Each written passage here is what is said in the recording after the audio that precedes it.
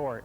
Oregon Tech was down by as many as 12 points in the second half, but fought back and almost pulled it out. With 10 seconds left and the Owls down by 2, center Andre Harris gets the ball inside, but it's knocked away by the defense. Tech looks for a foul call, but doesn't get one. The Owls have one more chance, but Eric Epps misses, and time runs out on the 1987-88 Oregon Tech season. Over the next hour, we'll take a look back at the remarkable year the team had, and we'll hear from the head coach Danny Miles, as well as the players and the fans. The Hustling Owls came into this year's campaign off of 2 straight Western Division titles and a District II championship last season. Oregon Tech got off to a good start, beating San Jose Bible College in the opener of the Menlo Classic at Menlo Park, California. The Owls then knocked off the College of Idaho in the second round. That win was critical because it meant that if Oregon Tech and the College of Idaho met in the District II championship game, the contest would be played at Owl Court. The Owls then beat the University of Redlands in the final to win the Menlo Classic and improved their record to 3-0. Oregon Tech's Aristide Agnemel scored 42 points and grabbed 29 rebounds in the 3 games and was named the tournament's most valuable player. Tech then headed north to Sitka, Alaska, where they beat Sheldon Jackson by 31 points in their first meeting and won by 33 the next night. The Owls then returned to Owl Court for their home opener against Northwest Christian College. Against the Crusaders, the Owls jumped out early and never looked back. They also unveiled a young man from the Ivory Coast by the name of Aristide Agnemel, who had 18 points and 13 rebounds to help lead the Owls to the win, along with senior center Andre Harris, who also chipped in 18 points as the Owls cruised to an 89-65 win over Northwest Christian College in their home opener. After the game, Coach Danny Miles had these thoughts. We had 3 or 4 players played very well, and we had 2 or 3 had tough games, and it's nice to win very easily when we don't play that well as a team, but there's some stretches of pretty good basketball. For being this early, I wasn't too displeased. Oregon Tech then hosted Humboldt State, looking to avenge a 16-point loss to the Lumberjacks last season. Senior point guard Lane Mortman hit 4 out of 5 three-pointers on the night and sent a message to opposing defenses that this year's edition of the Owls were going to be a better perimeter shooting team than last year's squad. Junior forward Freddie Leonard led all the scorers with 16 points as Oregon Tech got revenge over Humboldt State 56. Built a 15-point lead at halftime and then kind of coasted a little bit second half, but I thought we played the first 7 minutes second half, played very good defense again, and they are a good defensive ball club also. We committed a lot of turnovers, but I think this early in the year I'm very pleased. After beating Dominican College 93-46 in the opening round of the tip-off tournament at Owl Court on December 4th, the Owls faced arch-rival Southern Oregon State in the tournament final. Tech only shot 38% for the first half, but offset that by out-rebounding the Raiders. Aristide Agnemel scores 2 of his team-high 14 points, and Tech leads by 3 points at halftime. The game remains close in the second half. Jerome Wright pumps in 3 of his game-high 28 points, and Southern Oregon hangs in there. Lane Wortman answers with a 3-pointer of his own to put the Owls back up by 4 points. With Tech up by 2 with less than 2 minutes to play, Wortman hits a clutch basket to put Oregon Tech up 74-70. With the Raiders down by 3 with 6 seconds left, Troy Caden attempts to tie the game, but his shot is off the mark, and Oregon Tech holds on to beat Southern Oregon 74-71. Southern Oregon played a great basketball game, and we had a real tough time stopping their inside people, and the little point guard, of course, played very well again, and a very good win. We're 9-0 right now. We're definitely happy to be there. Sauk played a super ball game. It was a very good game, I think, for the people to watch tonight.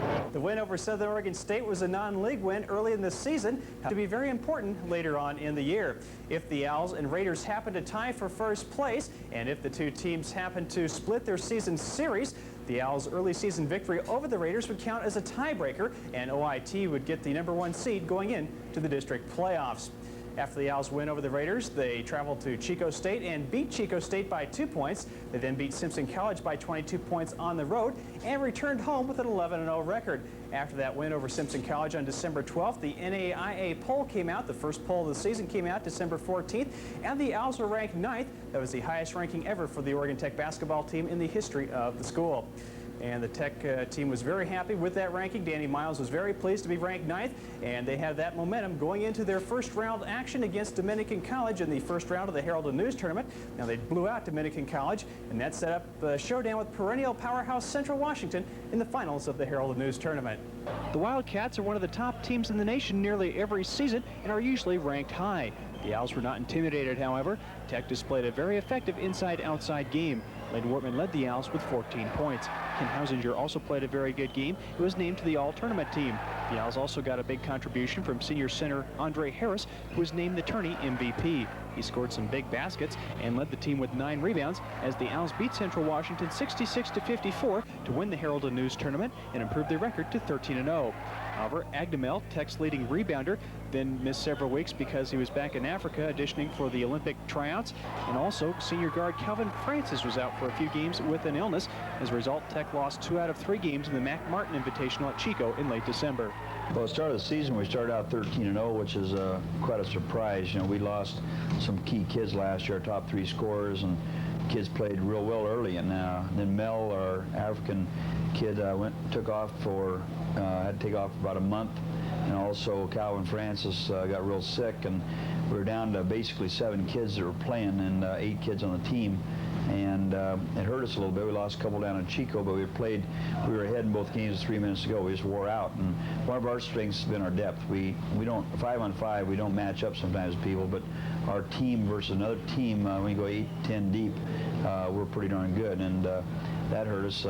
After the shorthanded Owls lost 2 out of 3 at the tournament in Chico, Tech beat Warner Pacific by 10 at Bend. The Owls open league play with a game against Eastern Oregon on January 9th at Owl Court.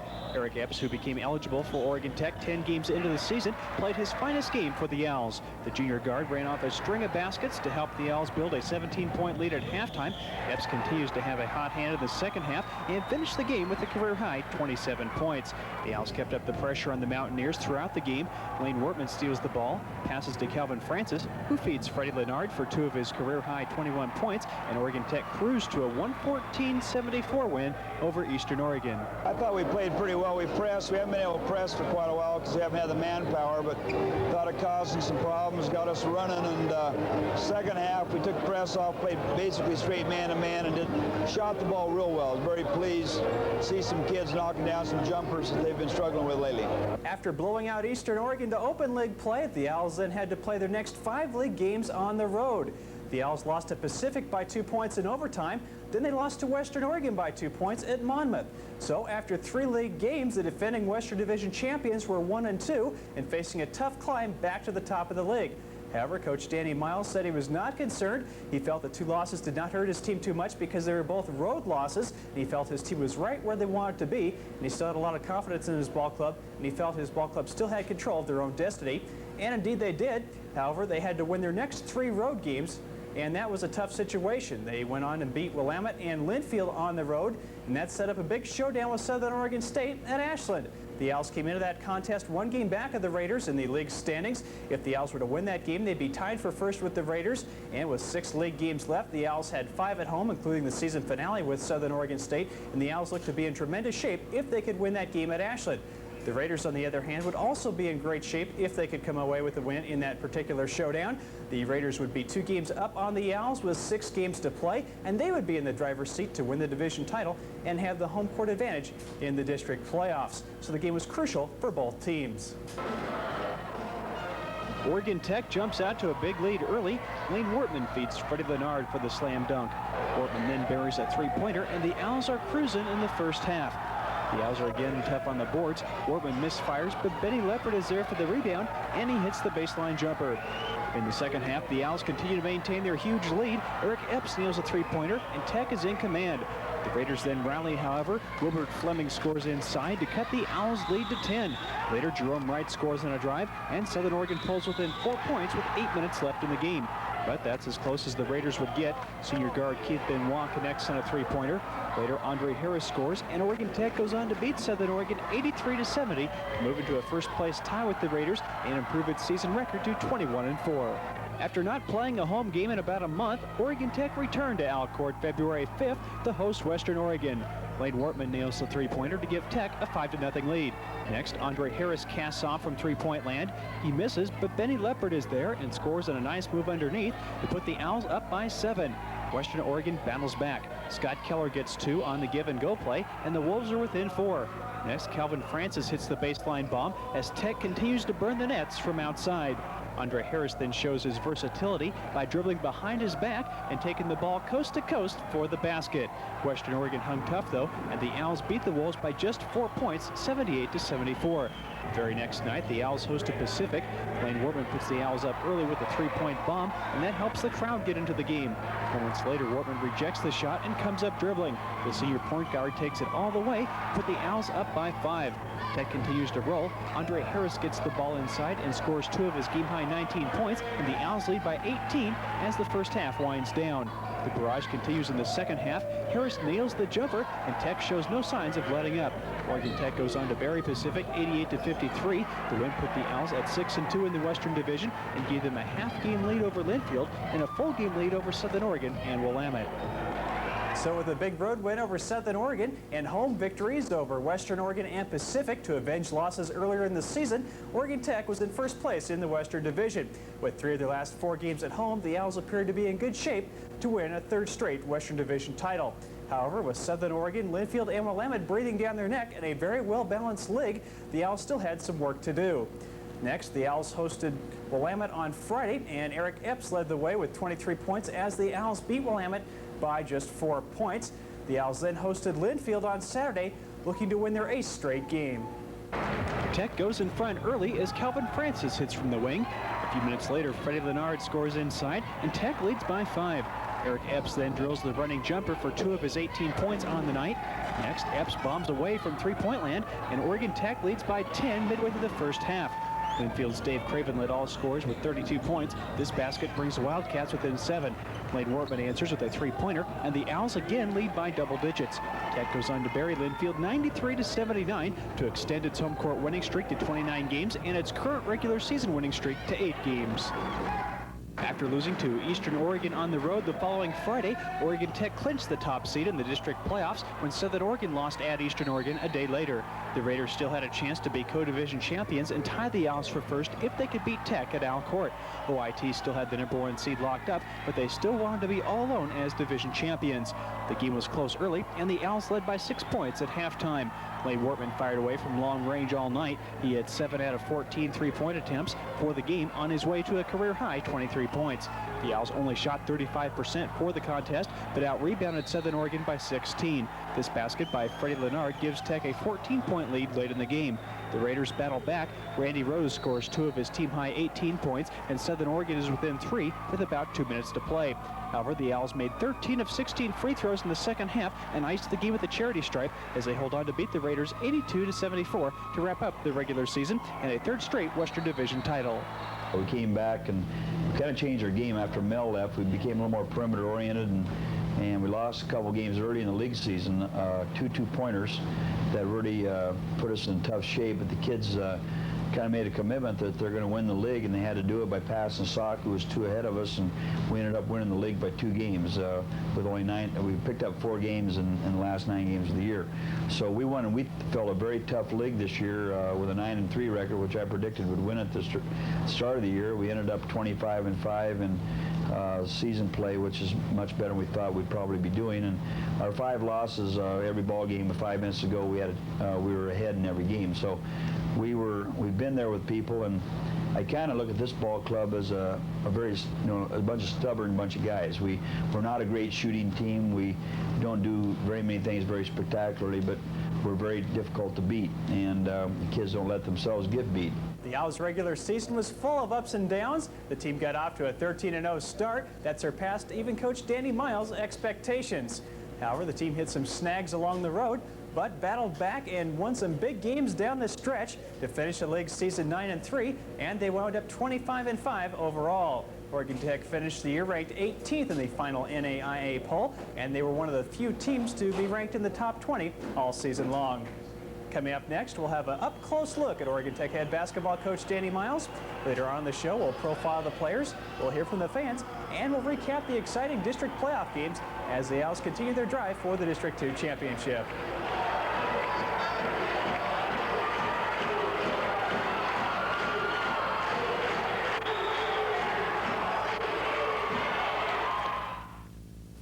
I don't mind working hard, but I'll tell you how I feel. I'm working honest day, and I want an honest deal. At many many Safeways now, you'll find lots of specialty departments filled with things you used to run all over town for. Now they're in one place, at Safeway. I work in honesty and I want an honest deal.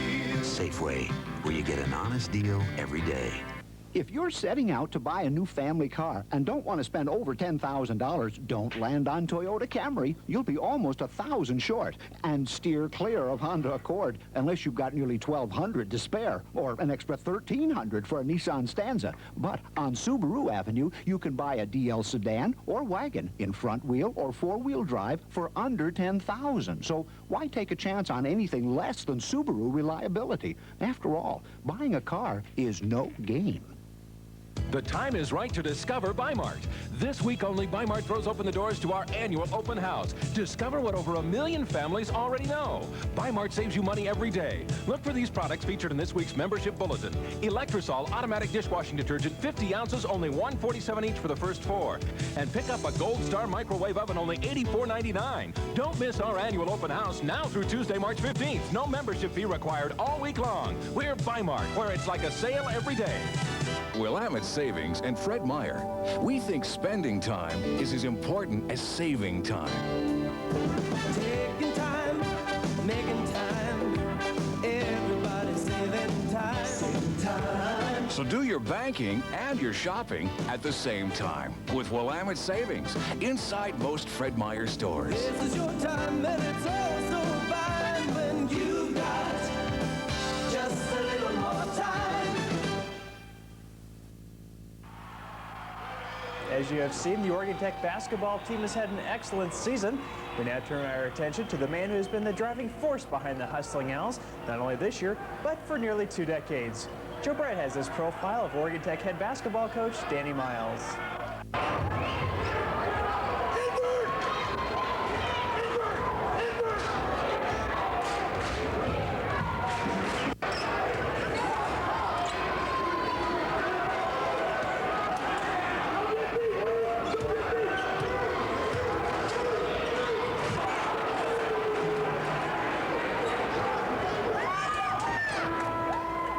Dan Miles is the king of the Northwest Small College Basketball Hill in his 17th year as the head coach of the Hustlin Owls. The former All-American quarterback out of SOSC has engineered his 8th 20-win season this year, and his Owls have been ranked among the nation's top 20 all the way. Miles took OIT to the quarterfinals of the national tournament last year, a staggering achievement considering the fact that the Owls are a non-scholarship program competing against schools with upwards of 10 full rides. It takes a special kind of player to come in and get the job done at OIT. Our 5 seniors are kids that have already won 59 ball games in the 2 years they've been here. And you had Benny Leopard, who has been here 4 years. He's won like 104 in 4 years. And Benny's a blue-collar kind of guy, for example, and he plays great defense, and he's kind of a streak shooter at times, but you can always count on him. He rebounds probably as well as any 6'1" kid in the district, and he's that kind of guy. Lane Wortman, just a real blue-collar guy, can shoot the basketball, and every one of them have some limitations in certain areas, but they're just bulldogs as far as the way they play. And Keith Benoit, the unsung hero of our ball club, doesn't score much, but he makes some big plays for us. And Andre, who's probably our best all-around player, and Calvin Francis, who's a great athlete and just kind of like a colt out there on the court and does a great job. So we have 5 seniors that kind of epitomize guys that aren't maybe in the top echelon of as being the top 10 players in the league, but they're together. They're a very tough bunch of guys, and they don't like to lose. And our 4 new guys have come in this year, have fit in real well, and have come along. We've got some kids a little bit streaky shooting-wise, but they've learned to play hard, all the time, and we can live and die a little bit with 0 for 7, 0 for 8 shooting performances if they play the other end of the floor, and that's kind of kept us in there, and I've been pleased with, especially the camaraderie of the 9 kids on the ball club. I'd love to be in that situation, have some scholarship money, but we don't have it under those guidelines. So we are up against it. When you get back to nationals, you've got a lot of teams back there, 12, 14 full rides. They probably pay more money for their press book than we do for our whole budget. So, you're up against it. And realistically, we shouldn't even be competing. Schools like us in Southern Oregon shouldn't be able to compete back there. But because I think going out and finding some kids that we're getting closer, and and there's more players now all around the country, and the gap's starting to narrow, that we can go back there and have a legitimate shot of winning a game or two. But as far as national championship, that's kind of a pipe dream until the monies get a lot better for everybody.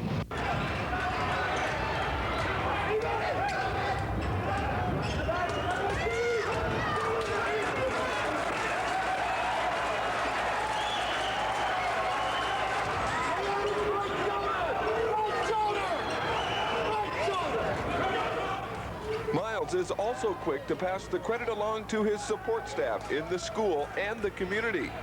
I think it's a combination of a lot of things. I think one thing, you need to have a coach in a situation that's healthy. And a healthy situation here is our administration, the school, the town. These are all very big pluses, and we have some good people here at Oregon Tech as well as in the community.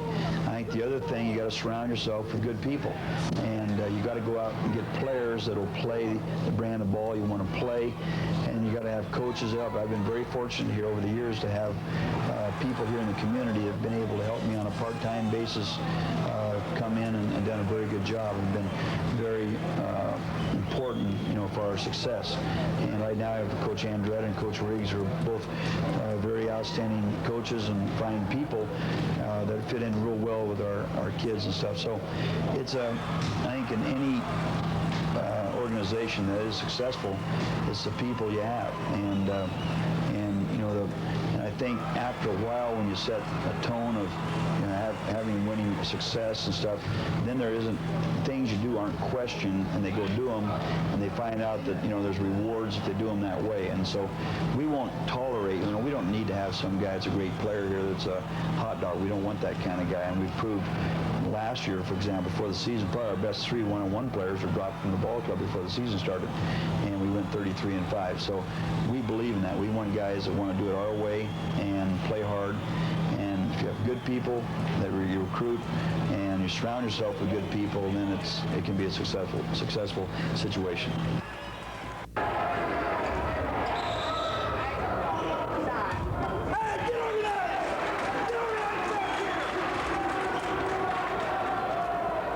Put the entire package together and you have a winning program built on heart instead of budget. A lot of the Owls coach is reflected in the team's style of play. It's tough to find a big man, but OIT is known as a tenacious rebounding team that scraps for every loose ball and never quits hustling. The Owls can ring up the score with a liberal perimeter game that uses the three-point goal as a weapon, and the team always comes before the individual.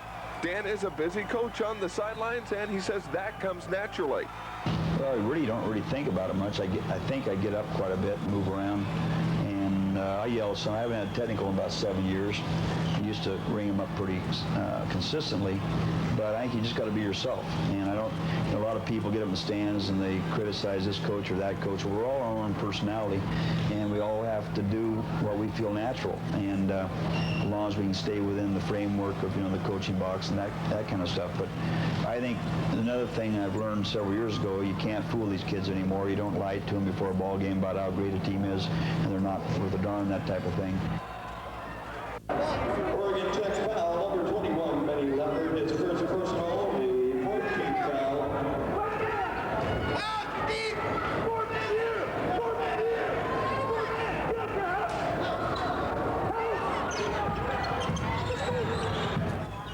And even the Owls' home court atmosphere fits the coach's style, and Miles says the boisterous Owl fans are as good as they come. We are around the Northwest, probably the West Coast. We are the envy. Our program is the envy of most every coach and player around. And our fans are better than the Oregon State and Oregon fans, even though we don't get quite as many because we don't have as big a place and we don't have as big an area. But our fans get involved. They're loud and boisterous and have fun. And, people come in here. It's just a tremendous place to play.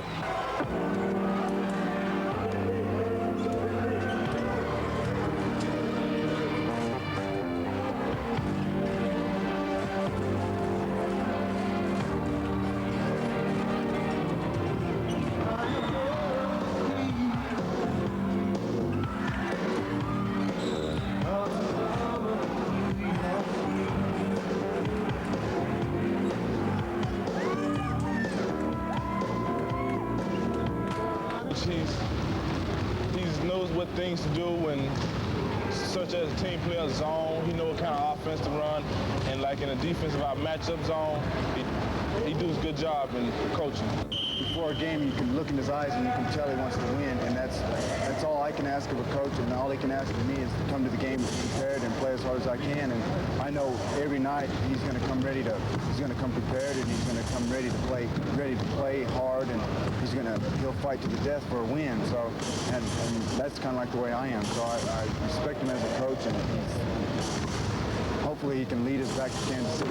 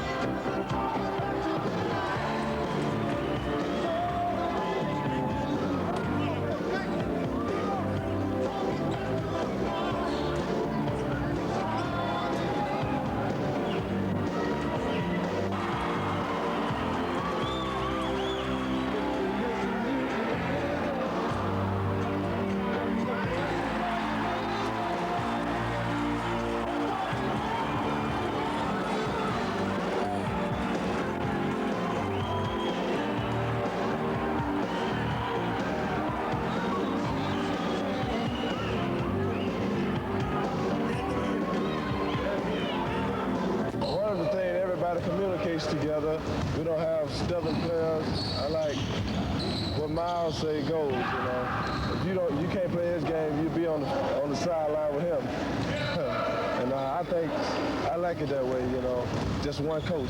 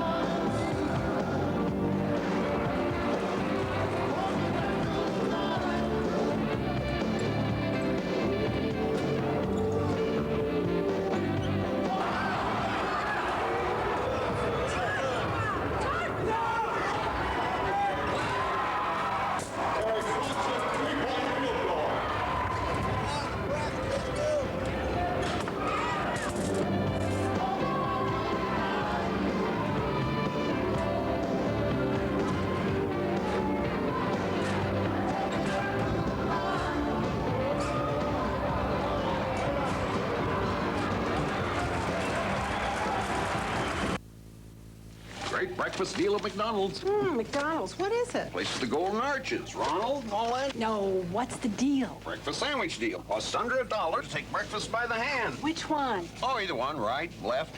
Which breakfast sandwich? The 3 biscuit sandwiches. Sausage, sausage with egg, bacon, egg, and cheese, plus egg McMuffin and sausage McMuffin with egg. Oh, can't miss that. 5 breakfast sandwiches, each under $1. Ah, taking breakfast by the hand, eh? What's that? The thing at the end of your arm. South Valley State Bank, your friendly hometown bank, salutes the hustling Owls of OIT. It's been a great year for the Owls, and it's been a great year for the team here at South Valley State Bank, Klamath County's locally owned bank. We help serve the people of the basin with our local banking services, competitive rates on checking and savings accounts, money market accounts, IRAs, and CDs. That's South Valley State Bank. And South Valley State Bank would like to congratulate the Hustling Owls on another great year.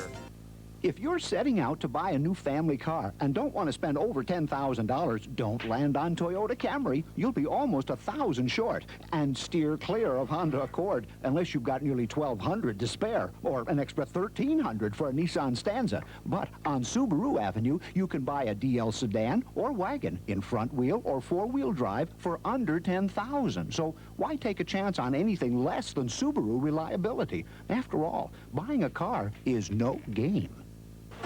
Meet Mr. Lucky. Lucky for him, he won $1,000 in Oregon Lottery's new instant game, the Money Game. Enough money for a trip to Hawaii. Meet Mrs. Lucky. Lucky for her, her Money Game ticket helped her win over $50,000 in the new television game show, the Money Game. Enough for a condo in Hawaii. Meet Mrs. Smith. Lucky for her, she's Mrs. Lucky's mother. The Money Game from your Oregon Lottery. Now instant cash is just the beginning. Oregon Tech coach Danny Miles said after the first day of practice that this year's group of players was something special and one of the best he's ever coached. And he maintained that enthusiasm throughout the season. This year's team hit some clutch shots and won the big games when they had to. The 5 seniors, Benny Leppert, Calvin Francis, Lane Wortman, Keith Benoit, and Andre Harris participated in over 60 wins over the past 2 years. Every senior but Leppert was a junior college transfer. The former Klamath Union star has spent 4 years in the Oregon Tech program and has seen the team rebound from a losing season his freshman year to win 3 straight Western Division titles. Leppert averaged nearly 10 points a game this year and shot a sizzling 40% from the three-point line. The 6'1" off guard helped open things up with his outside shooting. Leppert was also tenacious on the boards and led the Owls guards in rebounding with 4.5 boards a game. He says this final season as an Owl has been an enjoyable one for him. Well, we play well together. We work as a team, and we each know what we have to do. Each of us have certain areas that we play well in, and we've been all pulling together nicely. Calvin Francis shared time with Leppert at the off-guard position. The 6'3" senior from Las Vegas, Nevada, averaged about 10 points a game this year. Francis showed an ability to hit the outside shot, and his speed helped him play tough defense and get out on the break. Francis says he's glad he came to Oregon Tech. Well, I knew it was a winning program, and my junior college coach recommended it highly. He said it was a good coach and that he had a winning attitude, and he wanted me to go and get in a situation as whereas I would be in a winning program, and I just took his word for it, and it happened. Point guard Lane Wortman is also pleased he chose to attend OIT. He says his 2 years at Oregon Tech have been his 2 best years in basketball. The 5'10" senior from Roswell, New Mexico not only directed the Owls' offense, but added a dimension to it with his three-point shooting. Wortman made 84 out of 191 three-point attempts this season for an amazing 44%. In the final regular season game against Southern Oregon, he nailed 7 out of 14 for a new school record. Wortman loves to fire away from long range, but he knows that the basics of the game are what have helped Tech have such an outstanding season. When we're the most successful is when we play good defense and rebound well. When we out-rebound teams and play good defense, we usually win the game. We can not shoot well sometimes and play good defense and rebound real well and come out with a win, but defensive intensity and rebounding is what keys us to winning. Tech's other senior point guard is Keith Benoit, who in a quiet way is one of the most effective players on the court. Benoit dished out an average of 4 assists a game this year, second only to Wortman. He also committed 42 turnovers, which was only the 6th highest total on the team, which is amazing considering how often the point guard handles the ball. The 6-foot senior from Compton, California was scheduled to redshirt at the beginning of the season, but jointly decided with Coach Miles to play this year, and both are glad he did. Well, it's been going pretty good, and we're coming together as a team as the season goes on. And we just need to play hard and rebound. That's our main strength, is rebounding and running the break. Senior center Andre Harris has led the Owls in scoring and rebounding almost all season long. Harris is listed as 6'6", so other teams will have their center guard him, but he's closer to 6'4". The senior from Shelby, Mississippi led the Owls with a 15-point scoring average and a 9-rebound per game average, and is also one of the best passers on the team. He says this year's team is characterized by its ability to come back in tight games. Okay, we ever get down playing ball, like get down by 2 or 3 points, we play very hard, tough defense, and we concentrate on the offensive end, and then players just correspond good against pressure. Well, you know, our 5 seniors are kids that have already won 59 ball games in the 2 years they've been here, and you had Benny Leopard, who has been here, 4 years. He's won like 104 in 4 years, and Benny's a blue-collar kind of guy, for example, and he plays great defense, and he's kind of a streak shooter at times, but you can always count on him. He rebounds probably as well as any 6'1" kid in the district, and he's that kind of guy. Lane Wortman, just a real blue-collar guy, can shoot the basketball, and every one of them have some limitations in certain areas, but they're just bulldogs as far as the way they play. And Keith Benoit, the unsung hero of our ball club, doesn't score much, but he makes some big plays for us. And Andre, who's probably our best all-around player, and Calvin Francis, who's a great athlete and just kind of like a colt out there on the court, and does a great job. So we have 5 seniors that kind of epitomize guys that aren't maybe in the top echelon of as being the top 10 players in the league, but they're together. They're a very tough bunch of guys, and they don't like to lose. While the 5 seniors provided leadership for this year's team, the 4 juniors injected new blood and enthusiasm into the program. Freddie Leonard, Ken Hausinger, Aristide Agnemel, and Eric Epps made key contributions this year and will be the foundation for the program next year. Freddie Leonard started a bit slow but came on strong. The 6'3" junior from Sherrod, Mississippi averaged about 11 points per game this year and was especially tough inside. His powerful legs combined with his 215-pound body enabled Leonard to play a lot bigger than 6'3". He says going into the season he expected the team to have a good year. After hearing last year's record, I thought maybe it could be a little better, bringing in younger guys that been experienced on the job. And I think we got some strong inside players at that. 2 great point guards and off guards too. Ken Hausinger shared time with Leonard on the front line for the Owls. The 6'5" junior from Madras was also a force inside for Oregon Tech this year. Hausinger transferred to OIT from Southwestern Oregon Community College in Coos Bay. He says he's enjoyed this year at Oregon Tech. Looking back at our first 16 games, we had a good first 6. We went 14-2. So went into the regular season, had a good year. We lost 3 games. I felt like we should have won most of them, but we lost those 3. And now we're in the playoffs, and so far we won 1 game and having a good year. 26-5 is a great record to have in any division. And it's a fun team to play with, and I'm really enjoying it a lot. Aristide Agnemel transferred to Oregon Tech from Navajo Junior College in Arizona. The 6'4" junior is from the Ivory Coast in Africa, and after getting off to a great start early in the season, he tailed off after he got back from a 2-week trip to the Ivory Coast, where he participated in his country's Olympic tryouts.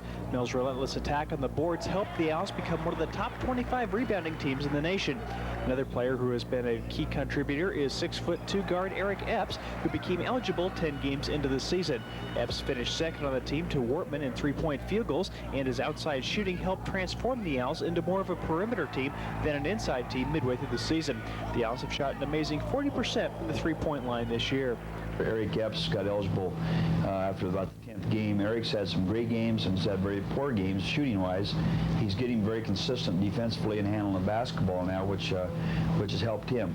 But he needs to learn to become a little more consistent with his offensive game. And part of it, he has a tendency to get down himself a little bit when the ball isn't dropping in for him, and that's just something for maturity. Ken Hausinger's a big, tough kid that's kind of went in the slump 2/3 in the season, has come back real strong now, playing very well again, and he was all-tournament choice in the Herald and News tournament. Fred Lennard's really coming on. He's a kid that's out of Mississippi. He's averaging 11 points for us and about 7 boards, and he's a tremendous leaper at 6'3", about 210. And he has to play against the 6'7", 6'8s all the time, and he holds his own very well. And then Aristide Agnamel, the Ivory Coast player, who had a great opening part of the season, has slacked off a little bit, basically because we've changed our offense somewhat. But Mel is a kid that was the MVP of the Menlo Classic. So it's kind of nice. You have 2 kids coming off the bench who are all tournament.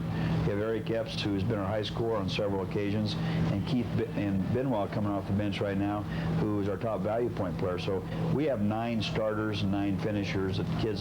Every kid on our team has started at least 10 games this year. So we feel very good. As we have seen, all 9 Oregon Tech players have special talents they bring to the team. Though the Owls don't have any real superstars or All-American candidates, the 9 players together form a unit that has been tough to beat. Another reason Oregon Tech has been tough to beat this year is the great support they get from their fans. Oregon Tech head basketball coach Danny Miles says the home crowd at Owl Court is worth 10 points a game to his team. We now take a look at the Owls' 6th man. We're into it. We see every game and listen to the away games on the radio and everything. These are our boys. Yeah, definitely.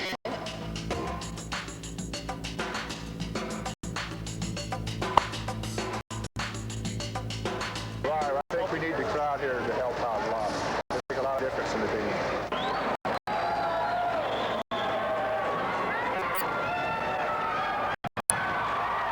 It's the first game I've been to. You take that off there.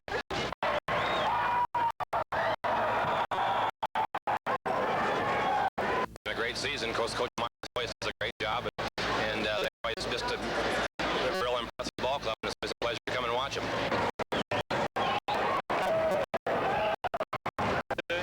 We're the 13, the 12 man all the time, but you know basketball, so we have the 6 man. Yeah, we always have a sellout crowd. Everybody gets involved. Yeah, even the adults, Pops, Gramps, everybody.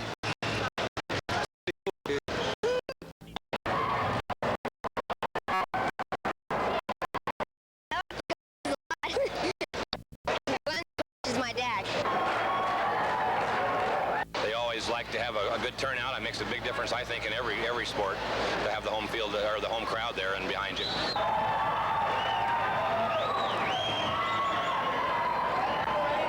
The fans are great. That helps pump up the team. That's what I like about the school, that the fans are really, they get into the game. In the George Fox game, you couldn't hear yourself think, and that threw George totally out of it. I mean, despite the fact that we ran the mess out of them, the crowd really got us pumped up and kept us in the game. Let us know that we could come back, because they were just trashing us at the beginning of the game.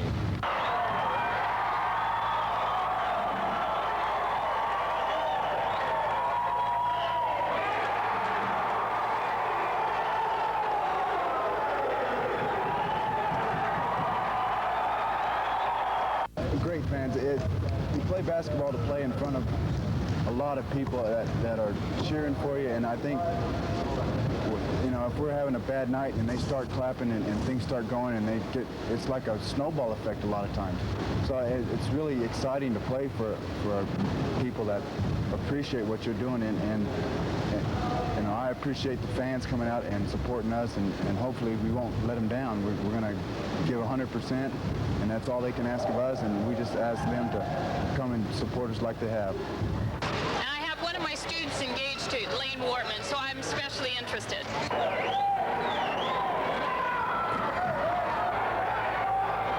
That's what keeps us going, the momentum up. One for the fan, I think we probably lost a couple of games this year at home, but when the fan gets into it, this keeps get our momentum going, and boy, it's hard to beat us. With a crowd like we have, it's hard to beat us at home. It had to be really bad to lose here at home. It won't be the crowd's fault, it'll be our fault. It can't be the fans.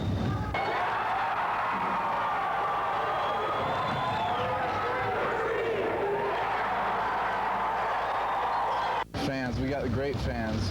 We still pack the house all the time, and we got people that are just cheering for us on everything we do. They love the fast break. They love to see the hustle, and we are the Hustlin' Owls, and the fans are a great support to us. So we can go out in the community anywhere in town, and people will come up to you and even ask you for an autograph, and we're only NAIA basketball. And it's a great feeling to have people come up to you and ask you for an autograph every once in a while.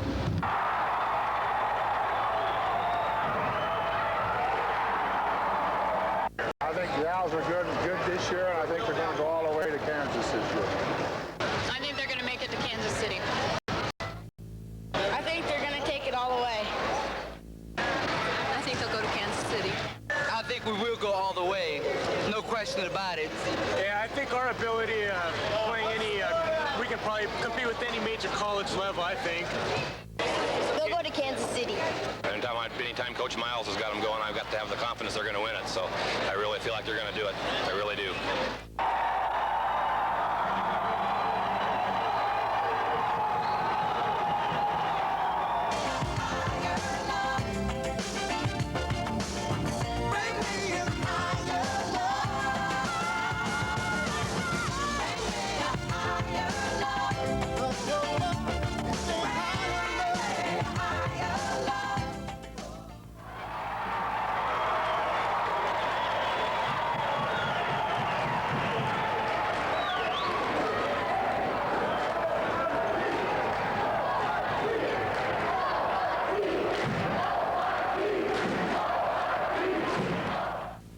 Willamette Savings and Fred Meyer, we think spending time is as important as saving time. Taking time, making time, everybody's saving time. Saving time. So do your banking and your shopping at the same time with Willamette Savings inside most Fred Meyer stores. This is your time, and it's also fine when you've got just a little more time. The March into Spring sale continues at Valley Chevrolet. That's right, and it just got better. Cash back from Chevrolet, up to $1,200 cash back. Purchase a new car or truck and no payments for 90 days. Here's an example, an 88 S10 truck, no money out of your pocket. Use your $500 rebate for your down and pay only $144 a month. And no payments for 90 days. No one beats our deals, no additional dealer markup, proving if you don't buy from Valley Chevrolet, you're paying too much.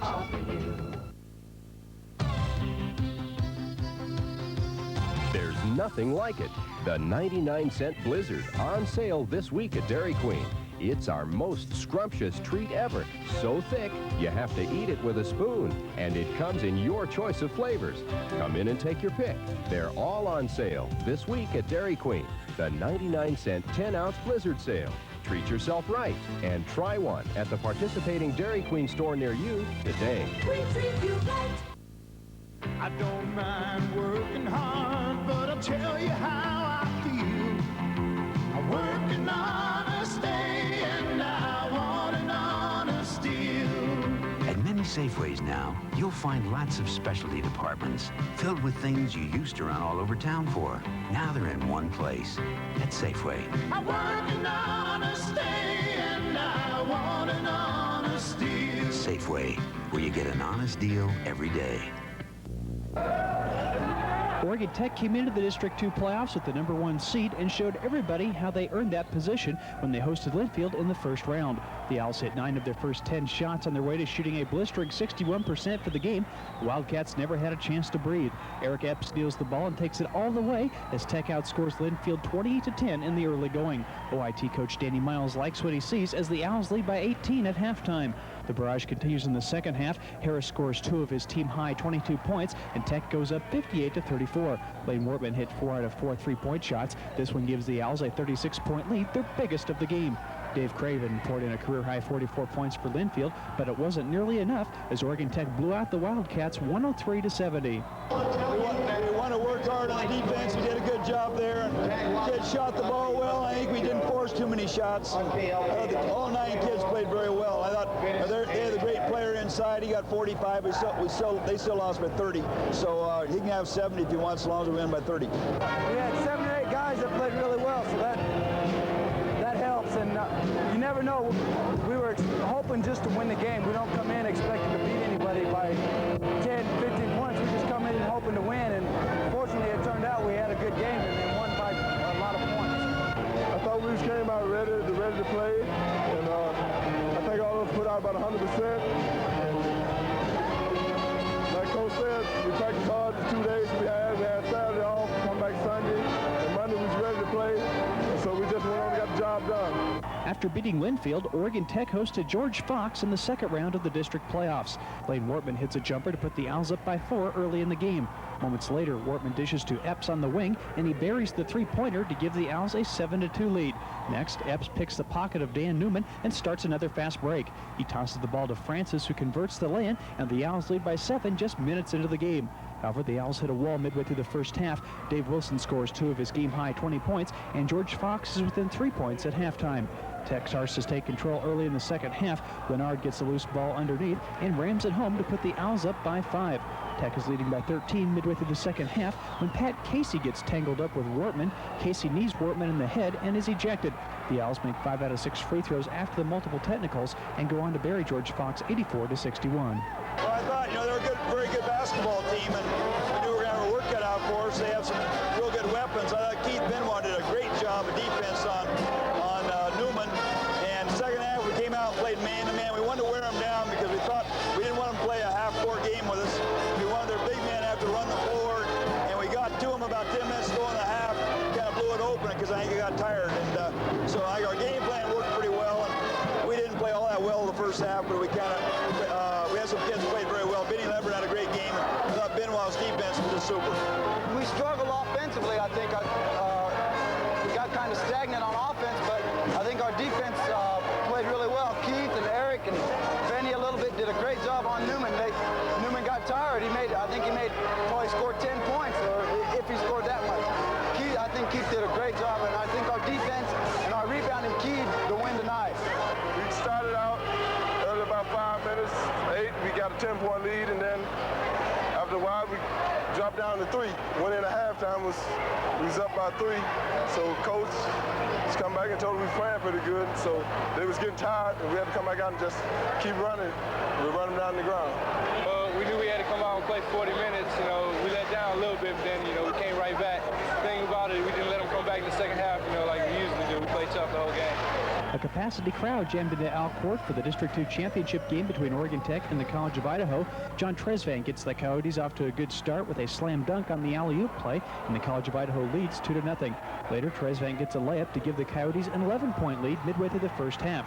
The Owls battle back. Lane Wortman buries a three-pointer, and Tech is within 6 points at halftime, despite shooting only 29% from the field in the half. College of Idaho pulls away again. Michael Brown scores 3 of his game-high 25 points, and the Coyotes are up by 8 midway through the second half.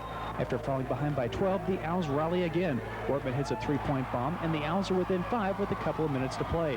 Moments later, Andre Harris adds a three-pointer of his own, and Tech is only down by 1 point. With 10 seconds left and the Owls down by 2, Harris gets the ball inside, but it's knocked away by the defense. Oregon Tech gets one more chance, but Eric Epps misses, and time runs out, and the College of Idaho holds on to beat Oregon Tech 71-69 to win the District 2 championship and a trip to Kansas City. They played a great ball game. They came down and beat us on our own court, so it's a great win on their part. And, I thought our kids battled back. We're down 11-5 to go, and we had a chance to win it. A couple shots, and can't say enough. But our kids have been stubborn all year. We're not real pretty, but we seem to get it done. And I haven't said anything about refereeing in 7 years, and I'll say it about the guy from Portland. I thought McAllister did a very, very poor job tonight. And they said in the paper if they get a fair shake, this came from Mark Adams, coach of Western Oregon. Well, they certainly all got a fair shake tonight. But other than that, I think they played a great game, and our kids we just didn't play well early and got ourselves in tough shape. The Owls wind up their 1987-88 season with an outstanding 27-6 record. Oregon Tech head coach Danny Miles talks about what he would like to see happen for his program in the next 4 to 6 years. I'd like to see us build a 4,500-seat arena here. Hopefully in the next biennium they're talking about another PE facility. I think if the town, the county, the community gets together, they could build a nice place for conventions, everything else here. And I think it's something that's really needed in this area. And I think that'd be a neat thing, and I think that would help us. I'd like to sometime down the road have a chance to see what we could do with scholarship monies and be able to compete against some people. The future of Oregon Tech basketball looks bright, and one of the reasons is the foundation laid down by this year's team. The Owls started out hot and then had to come back from the adversity of 2 early league losses to win their 3rd straight Western Division title. And they defended their District 2 championship admirably in the playoffs, losing in the championship game by 2 points to the College of Idaho. We extend our congratulations to the Oregon Tech basketball team on a forward to next year. I'm Kevin Berlin. Good night.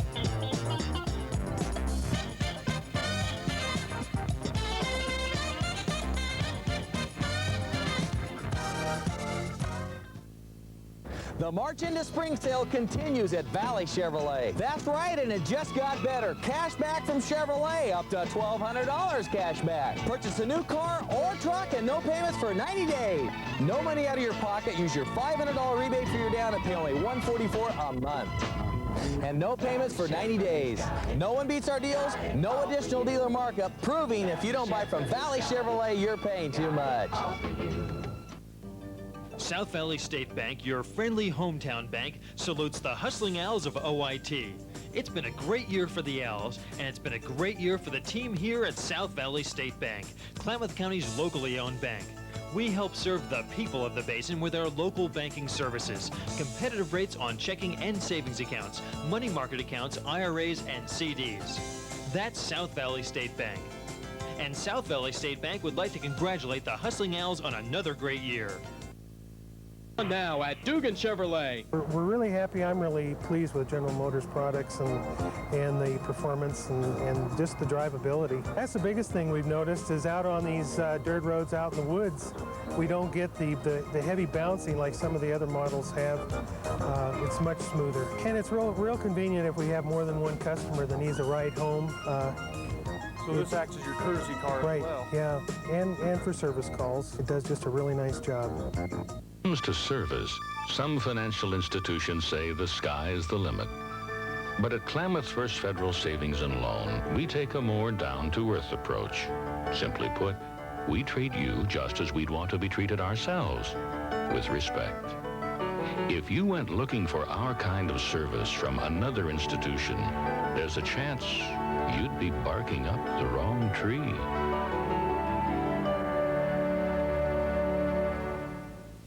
You're watching KOTI TV, Klamath Falls.